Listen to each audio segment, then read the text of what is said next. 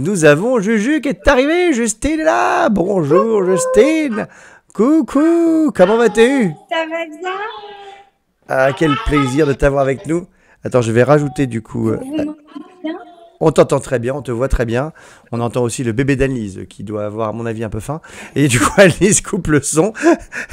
Car Annelise est très jeune maman, vois-tu, Juju. Elle est avec nous aujourd'hui. Ok, Merci d'être là avec nous, évidemment, Juju. merci pour Justine, tout le monde te connaît, évidemment. Tu es une Oh, incroyable non, youtubeuse, même pas que pas. de sport, hein, parce qu'on dit, on a tendance à dire youtubeuse sportive, mais tu fais pas que ça parce que tu parles d'un petit peu de tout, en fait, sur ton YouTube, hein. Il y a un petit Oui, peu toute ta vie.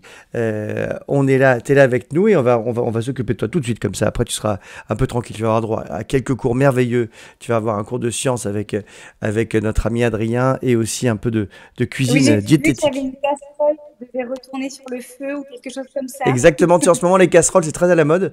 Donc, on les utilise même même en cours de sciences de la vie et de la terre. On est au top. Les amis, vous connaissez tous Justine ou pas? Est-ce que tout le monde connaît Justine? Oui, Alors, bien sûr. ah, Adrien, toi qui fais beaucoup de sport. Moi, non, je ne te connaissais Ah, pas.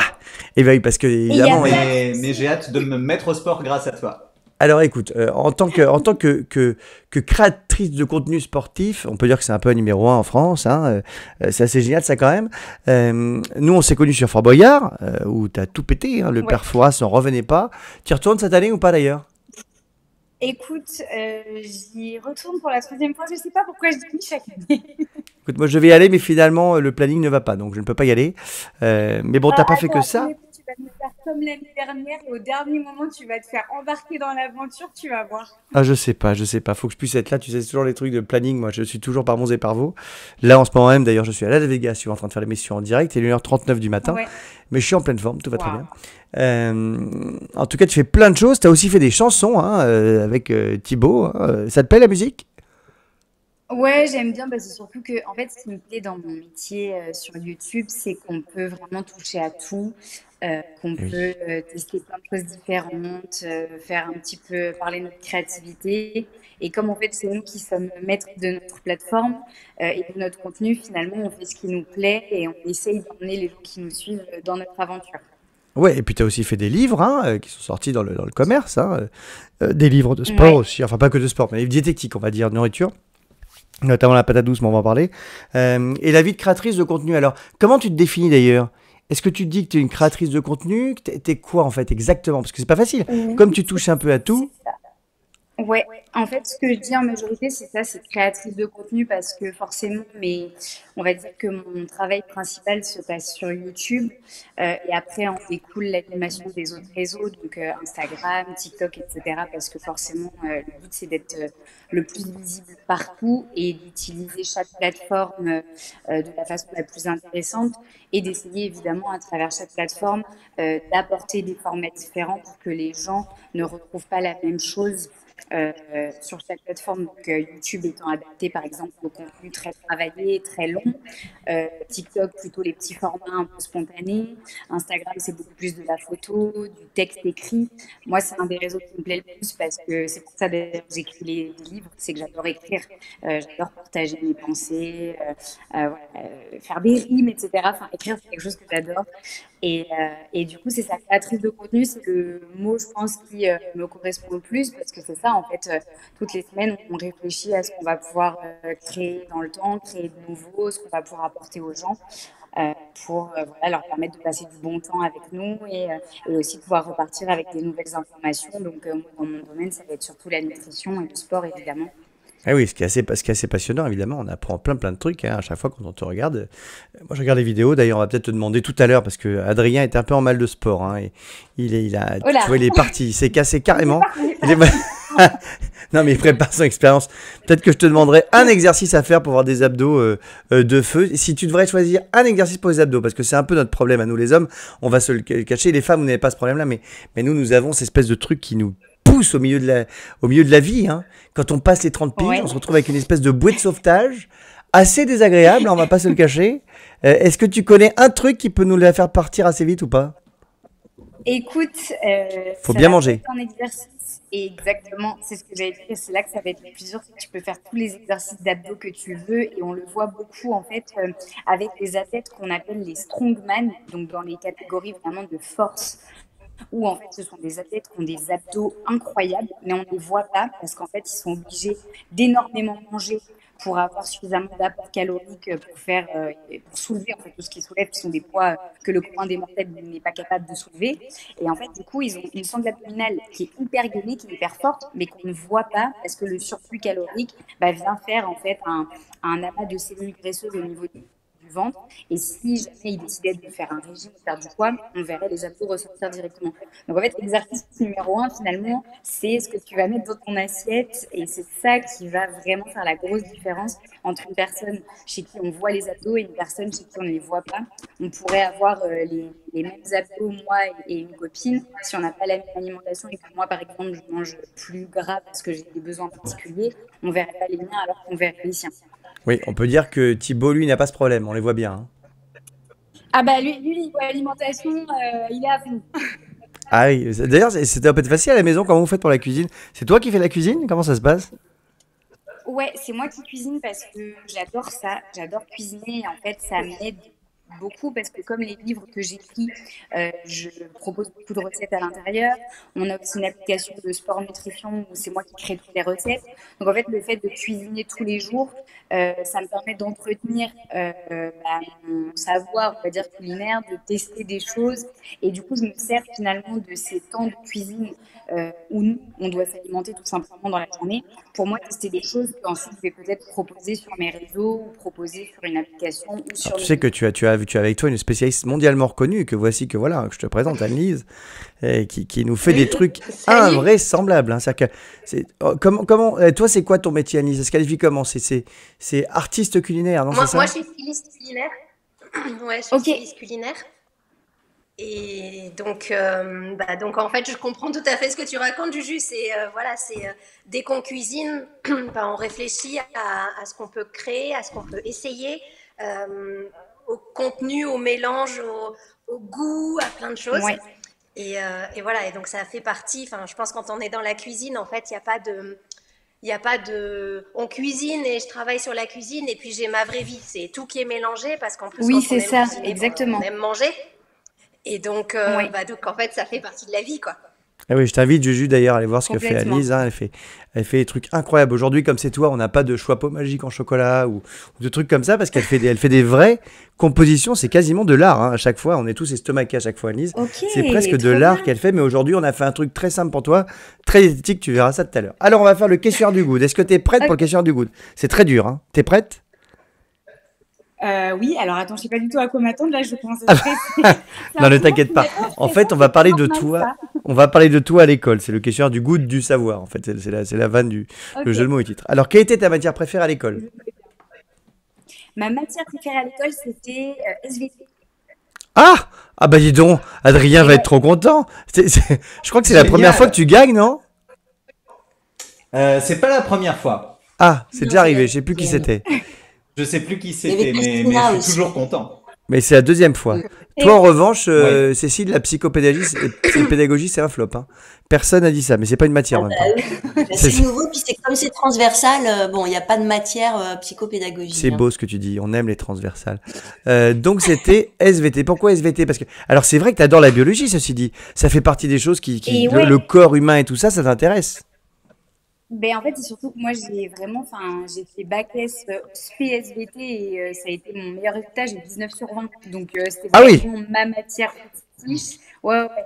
Beaucoup plus sur la partie, d'ailleurs, sciences de la vie que sciences de la terre, parce qu'après, je suis partie en licence BCST, du coup, en première année. Et donc, il y avait de la bio, il y avait de la chimie, il y avait des sciences de la terre. Et moi, après, je me suis spécialisée en biochimie parce que c'était ça qui me passionnait. Et du coup, j'ai fait mes études en biochimie, biologie, santé. Et après, j'ai pris tout ce qui était option nutrition quand je suis partie étudier au Canada. Eh ben dis donc, bravo, félicitations. Ça c'est une bonne élève, hein. C'est une très bonne élève. Quelle était la matière que tu aimais le moins, à contrario? En vrai, l'histoire. Ouais, Ah, je- histoire géo, vraiment pas trop mon truc. Je pense que la seule période qui m'a un peu intéressée, c'était, c'est pas très positif, mais bon, c'était toutes les périodes un peu des grandes guerres, etc., parce que c'est assez proche de nous. Mais c'est ouais. vrai que l'histoire de France et tout, j'ai jamais réussi à m'y intéresser plus que ça. Ça m'a pas passionnée. Je sais pas si c'est parce que j'ai pas eu de bons profs ou c'est juste moi, ça me parlait pas. Donc aujourd'hui, tu vois, c'est Thibaut qui lui est passionné d'histoire, qui m'apprend des choses en fait, parce qu'aujourd'hui, j'essaye un peu plus quand même de comprendre un peu tout ce qui a pu se passer. Mais j'avoue, c'était pas ma matière du tout. Tu vois, j'ai 10 sur 20 au bac, c'était ma pire note. Bah, c'est déjà pas mal. Tu sais combien moi j'ai eu au bac en histoire géo? Accroche-toi. Vas-y, dis. J'ai eu 3,5. Ok, bon, Ouh, Donc moi j'étais comme toi, c'était la matière que j'aimais le moins. C'est la matière que j'aimais le moins. J'ai quand même eu mon bac avec mention, hein, je précise, mais c'était la matière que j'aimais le moins. bah, tu sais que t'as envoyé sur d'autres matières par contre. Moi j'étais en bac S et j'ai eu 20 en maths, donc effectivement ça a aidé un peu. Ouais. Mais Ah, waouh. en fait je détestais ça à l'époque. Et c'est très bizarre, c'est que plus je vieillis, parce que je suis encore quand même beaucoup plus vieux que toi, tu verras, plus je vieillis, et en fait plus je m'intéresse à ça.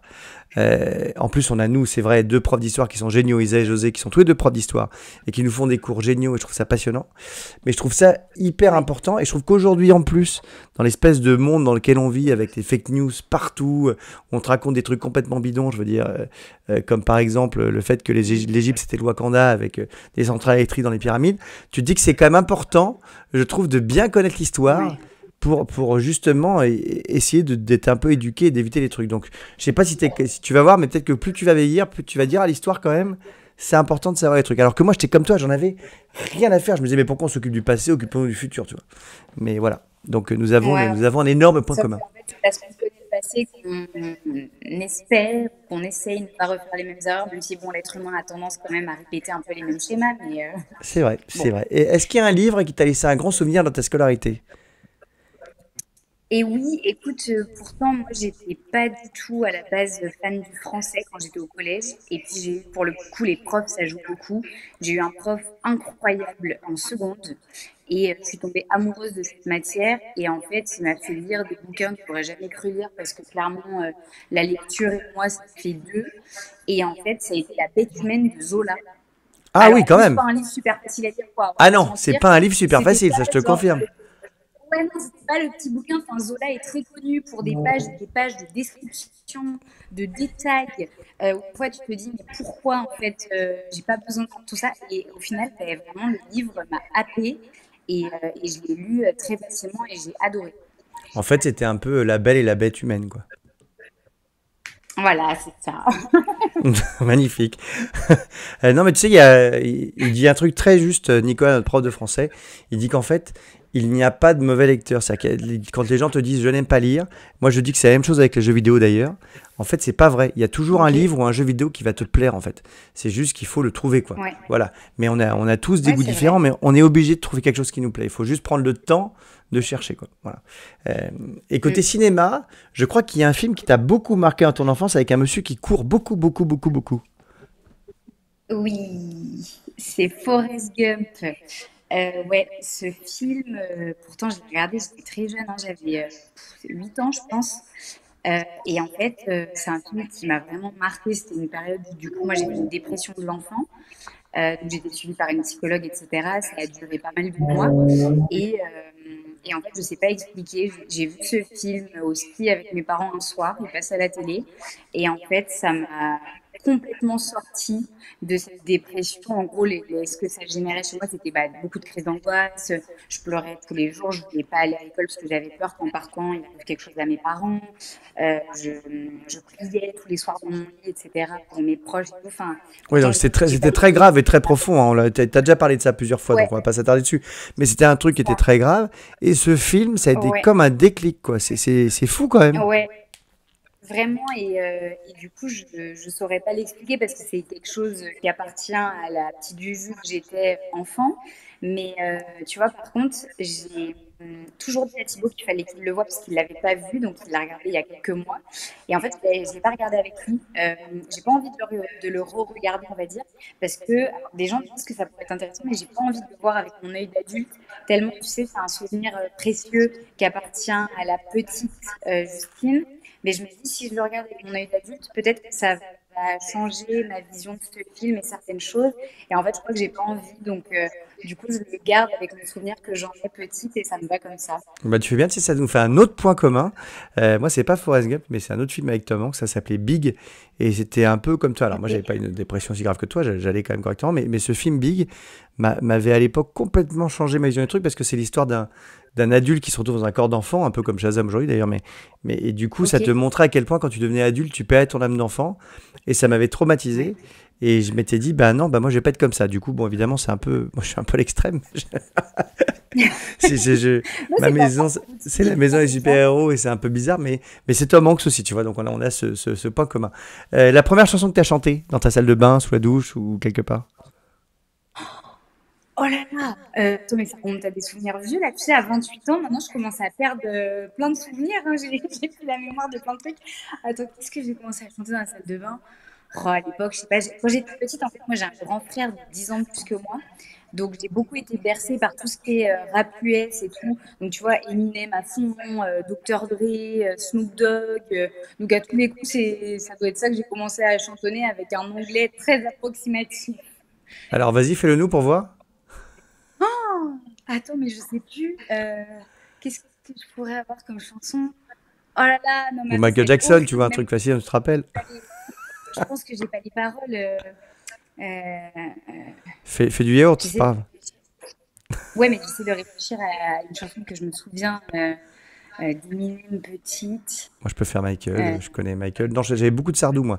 Parce que mes parents, ils écoutaient Sardou et Claude beaucoup de François. Sardou. Ah oui. Ok, Je connais tout ah, c'est pas Sardou, mal. je connais tout Sardou, tout Cabrel, tout Claude François. Je suis vraiment un loser. Ah, non, mais c'est bien. Attends, c'est notre culture française. Oui, oui, mais bon. Bon, écoute, chacun a grandi avec ses chansons. Bon, voilà, exactement. Bon, on n'aura pas de chanson, mais c'est pas grave. Ah, attention, la question, je sais pas si Thibaut est dans le coin et qu'il va t'entendre, mais enfin, est-ce que tu te rappelles le prénom de ton premier crush de toute ta vie à l'école? Oui, Tristan. Ah! Ouais, oh là Mais là, c'est c'est marrant pour parce une que tout le super monde s'en prochaine rappelle, fois. hein. C'est un truc de fou. Il n'y a jamais un invité qui s'en est pas rappelé. Tristan, t'as Et un message ouais, à lui délivrer? franchement, non, même pas. En vrai, non, et franchement, j'ai été amoureuse de lui, je crois, de ma deuxième année de maternelle jusqu'en cinquième, hein, quand même, un truc comme ça. Ah oui, C'est quand long, hein. même! Oui, oui, oui. On parle d'un crush qui a duré des années, qui n'a jamais voulu de moi. Voilà, c'est mon seul message à délivrer. Parce que, bon, je dis souvent ça, mais Thibaut, il dit que c'est pas bien, mais je trouve que j'étais pas une petite fille très, très mimi. Et du coup, le jour où j'ai commencé à devenir un petit peu plus jolie, il s'est intéressé à moi. Et ben, ce jour-là, j'ai plus voulu de lui. Voilà. Bon, bah tout va bien. Ça va, Thibaut est pas trop jaloux? Non, non, non, bah, surtout s'il était jaloux d'un amour de quand j'avais 8 ans, qui Bah de n'était en toute plus qu'à façon, là sens maintenant, unique. si je suis bien l'actualité et si je suis bien vos réseaux, c'est pour la vie maintenant, donc on est tranquille. Eh ben écoute, normalement, oui, hein. Voilà. Maintenant que la demande est faite, faut y aller, hein. La plus grosse bêtise que t'aies faite à l'école? La plus grosse bêtise que j'ai faite à l'école, franchement, j'étais quand même assez sérieuse, j'en ai pas fait beaucoup. Je pense que j'ai triché une fois, mais je me suis fait prendre et du coup, j'ai jamais recommencé. Et en plus, c'est très nul parce que c'était en physique-chimie, matière dans laquelle j'étais plutôt douée. Ah Sauf oui? que j'étais une élève très angoissée, j'avais toujours peur de rater. Du coup, je m'étais fait une anti-sèche dans ma trousse dont je ne me suis pas servie, mais mon prof l'a vu et donc j'ai eu 0 alors que j'avais tout bon à l'évaluation. Donc ça m'a dégoûtée, j'ai plus jamais recommencé. Ah oui, c'est pas très malin. C'est pas très malin. Ah ouais, Euh, non, pas du et tout. t'avais des bonnes notes en sport d'ailleurs à l'école ou pas? Écoute, ouais, sport, ça allait. Après, j'avais pas genre 20 sur 20. En vrai, hein, je devais avoir peut-être 14, 15. Parce que, bah, comme tout le monde, en fait, il y avait des sports qui me plaisaient pas plus que ça aussi. Tu vois, c'est toujours pareil. Quand tu es à l'école, tu fais plein de sports différents. Et t'en as qui te plaisent, qui te parlent, et ça se passe super bien. Puis t'en as Moi, d'autres, c'était le en fait, ça te badminton par correspond exemple. Non, pas. je rigole, hein. J'ai toujours été nul en badminton. Bah, ah ouais, ah putain, badminton, j'adore ça. Ah oui? Non, moi, c'était les sports de balle, tu sais, genre tout ce qui est hand, basket, Ah oui. tous les Ouais. sports comme ça, c'est vraiment, genre, si tu me mets dans les buts, bah, en fait, je vais à l'opposé de là où la balle arrive parce que j'ai peur de me la prendre. Donc, en fait, Ce ça qui n'a est, pas ce de qui est- ce qui est sens. assez logique, hein, parce C'est... que ça fait très mal, hein. Je peux te le dire, moi qui l'ai pris plusieurs fois dans la tête, parce que c'était mon métier d'être gardien de but à une époque. Et Ah ouais, donc, oui, d'accord. j'ai bien en football, mais du coup, j'allais parfois aussi dans les buts pour le hand à l'école. Et les balles de hand Ouais, font très mal quand tu les prends en pleine tête. Et maintenant, la question ouais, puis qui est vitale et qu'on franchement, pose à tous nos invités, la petite Juju, elle savait pas ce qu'elle allait faire plus tard. Qu'est-ce qui s'est passé dans ouais. ta vie qui t'a donné le déclic pour te dire, ok, je vais me lancer sur YouTube, je vais faire les trucs, plutôt que de te dire, je vais être comptable ou plombier. Écoute, c'est une bonne question parce que c'est vrai qu'à la base, moi j'étais donc vraiment, j'avais quand même une bonne idée de ce que je voulais faire au début. Pendant des années, j'ai voulu être vétérinaire équin, puis après ostéopathe équin, donc vraiment dans le milieu du cheval parce que j'étais passionnée d'équitation. Et puis après, bon, j'ai eu vite fait un moment une petite déviation parce que j'étais bonne en matière littéraire, j'étais en bac S et je me suis dit, tiens, j'aime bien NCIS et si je faisais du droit? Très mauvaise idée. Oui. Ça a duré 2 semaines. Je suis repartie en sciences. Vraiment, je me suis dit, bon, au moins, j'aurais testé. Mais du coup, non, en fait, je suis repartie en sciences et tout. Puis donc là, j'ai fait vraiment mes études en biochimie. Et en fait, bah, très vite, je me suis rendu compte que j'étais passionnée par mes études, mais que j'avais pas d'idée du métier que je voulais faire derrière. Ça veut dire que les sciences, c'était vraiment, ça me fascinait en cours, en amphi. Tu sais, on était 400 dans ma promo, j'étais toujours assise devant, toute seule. Je laissais mes potes à l'entrée de l'amphi parce que je voulais être vraiment à fond dans mes cours, pouvoir répondre aux profs, aux questions et tout. Donc, j'étais très, très assidue, ça me plaisait énormément. Mais derrière, c'est vrai que quand tu es à la fac, les métiers qu'on découle, c'est beaucoup de laboratoire, beaucoup de recherche. Et dans le milieu de la bio, c'est quand même assez saturé, il faut être honnête. Donc, j'ai commencé à faire un peu des stages en hôpitaux. J'ai travaillé sur le VIH et tout, donc très passionnant. Mais très vite, les postdocs avec lesquels j'étais me disaient, écoute, Juju, franchement, dans le public, la bio, il n'y a pas beaucoup de fonds, c'est pas évident. Si tu vas dans le privé, il y a pas mal de chances que tu bosses parfois plus pour l'argent que pour des choses qui te passionnent vraiment aussi. Donc, c'est pas évident quand tu es passionné par ce que tu fais. C'est beaucoup de questions. Et en fait, quand je suis rentrée du Canada, je voulais me spécialiser parce que j'avais eu la chance de le faire au Canada beaucoup plus dans la nutrition. Sauf qu'au même moment, j'ai rencontré Thibaut, j'ai commencé à faire des vidéos YouTube au début sur sa chaîne, enfin pour participer à ses vidéos. Oui, parce qu'au début, Et je me c'était suis plus rendu compte que que, t'apparaissais dans les vidéos petit à ouais, petit, c'est quoi. ça. Exactement, c'était vraiment, moi j'avais juste Instagram parce que j'aimais bien, je partageais des petits trucs qui me plaisaient et tout, mais vraiment pour le fun, à côté j'étais vraiment dans mes études, donc c'était pas du tout vocation à être un métier. Et puis en fait, je me suis rendu compte qu'en étant dans les vidéos de Thibaut, bah, je m'amusais bien, que c'était voilà, c'était fun, j'étais à l'aise à la caméra, j'avais pas mal de choses à dire. Et donc, je me suis dit, bah, en fait, il faut saisir l'opportunité parce que du coup, les gens s'attachaient beaucoup à ma personne et donc mes réseaux prenaient beaucoup d'ampleur. Et en fait, j'ai tenté, j'ai dit à mes parents, écoutez, je suis bonne élève. Il y a plein de gens qui font des années sabbatiques dans leur vie pour partir à l'étranger. Au pire, bah, moi, mon année, elle me servira pour voir si YouTube, ça peut marcher. Et si ça marche pas, vous inquiétez pas, promis, je retourne en master, je reprends la direction de l'école. Parce qu'à la base, moi, j'ai dit à mes parents, ouais, faire un doctorat et tout. Enfin, pour moi, j'étais en études pendant des années, quoi. Et en fait, mes parents m'ont fait confiance. Tu vois, aujourd'hui, mes deux parents bossent avec moi et sont dans ma société en tant qu'employés. Chacun a des postes différents, bien distincts. Ah, Et du coup, bah, ça passe très attends. bien. Attends, donc aujourd'hui, parce que je comprends l'inquiétude légitime des parents qui disent, non mais attends, mais qu'est-ce que tu fais Ouais. sur YouTube? T'es folle, tu vas pas gagner ta vie comme ça. Et maintenant, du coup, tu emploies tes parents. Et exactement, ma maman travaille pour moi depuis 3 ans quasiment en tant que commerciale parce que du coup, bah, c'est elle qui négocie tous les contrats, c'est elle voilà, qui crée même les contrats, qui me vend auprès des marques qui veulent bosser avec moi, etc. En fait, c'est son métier de base, mais elle le fait dans la téléphonie. Et mon papa, lui, en fait, a toujours été dans la comptabilité, la fiscalité, la finance. Et il est retraité depuis fin de l'année dernière. Et en fait, on avait besoin de lui pour nous aider à ce niveau-là dans la boîte. Et donc, en fait, on l'a pris en complément de sa retraite. Ça lui fait un complément en Attends, c'est plus. génial quand même. Je sais Ça pas ce lui que vous en pensez, les fait amis. donc c'est Moi, je trouve ça génial. Je trouve ouais, que ça c'est cool. s'applaudit parce que c'est quand même chouette. C'est un, Ouais, c'est chouette. c'est un chouette retour à Merci. l'envoyeur quand même. Non, mais c'est vrai, c'est chouette de pouvoir faire ça, franchement. C'est carrément canon. Bravo à toi.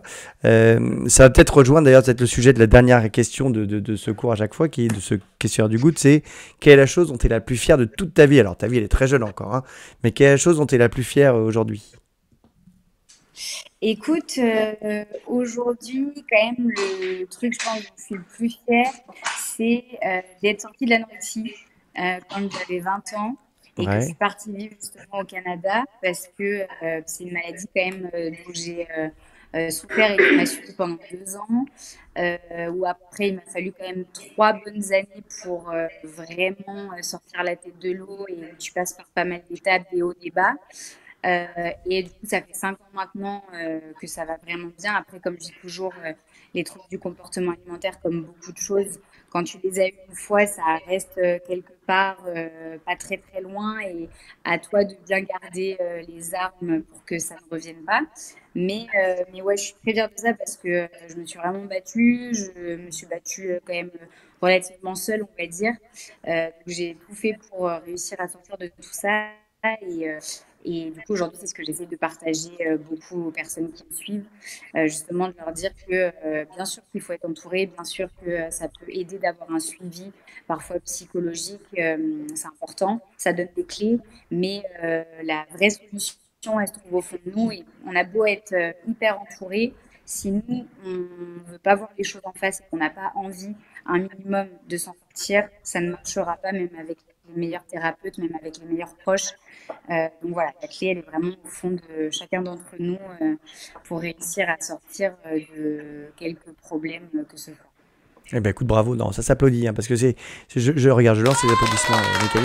Non, parce que c'est vrai, parce que tu sais, on est aujourd'hui dans un monde où quand même tout le temps, tu vas sur Instagram, t'as l'impression que la vie des gens est tout le temps filtrée, qu'il faut tout le temps qu'ils soient en vacances aux Bahamas, à Tombouctou, et que tout soit toujours tout joli, tout beau et tout ça. Et c'est ça que j'adore avec toi, c'est que bah, t'as eu des soucis, comme beaucoup de gens en fait, hein, mais pour le coup, tu les caches pas, tu vois, c'est pas derrière un espèce de truc où on se dit non, non, tout est génial tout le temps, et c'est bien d'en parler parce que c'est comme ça qu'on aide les autres, parce que t'as aujourd'hui beaucoup de gens qui sont en souffrance cosmique parce qu'ils pensent que la vie de tout le monde elle est géniale et que la leur elle est pourrie. Mais la vie de tout le monde là-dessus, elle est complètement fake. Hein. Non, mais bien sûr, la vie du quotidien, c'est pas Instagram. Hein. Enfin, je veux dire, exactement, bah oui, mais le problème, c'est que tu vois, va expliquer ça. Il y a beaucoup de jeunes, tu vois, qui malheureusement.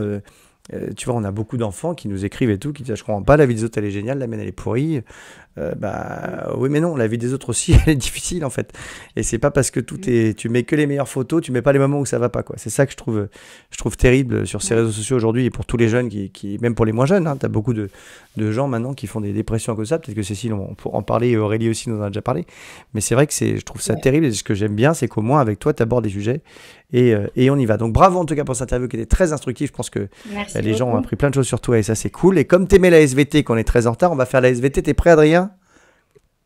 Je suis prêt, je vais chercher ma casserole. Je suis désolé Juju, j'ai dû partir plein de fois parce que Alex dit que chaque fois que je tente une expérience c'est la cata, mais il n'en voit pas la moitié. Je viens de renverser un verre d'huile, j'en ai mis partout, c'est le bazar absolu. Je vais chercher ma casserole et je vous promets 2-3 autres surprises. Allez on y va, on est parti.